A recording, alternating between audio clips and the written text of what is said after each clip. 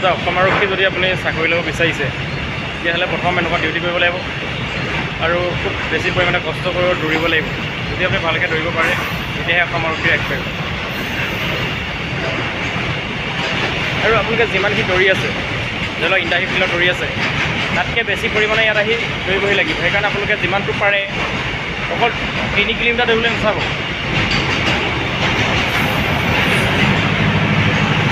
আপোনালোকে মিনিমাম তাত 10 kilometre daily দৌৰিবলৈ চাব।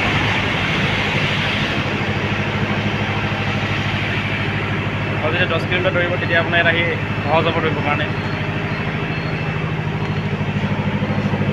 যিমানে তাত বেছি পৰিমাণে দৌৰিব সিমানে আপোনাৰ ইয়াত ট্ৰেইনিং কৰিবলৈ ভাল হ'ব। নহ'লে আপুনি ট্ৰেইনিং টাইমত বহুত কষ্ট হ'ব।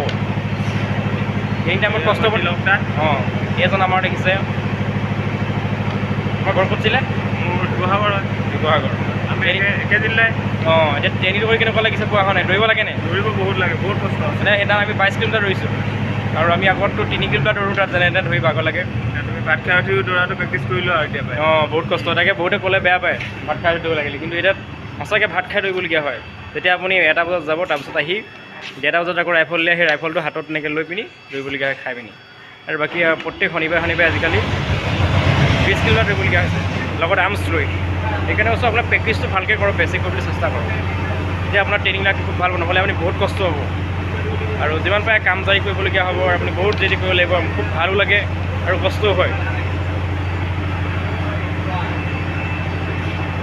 আৰু যিসকল আহিবলগীয়া আছে ভালকৈ কষ্ট কৰক, আহক ধুনীয়াকৈ।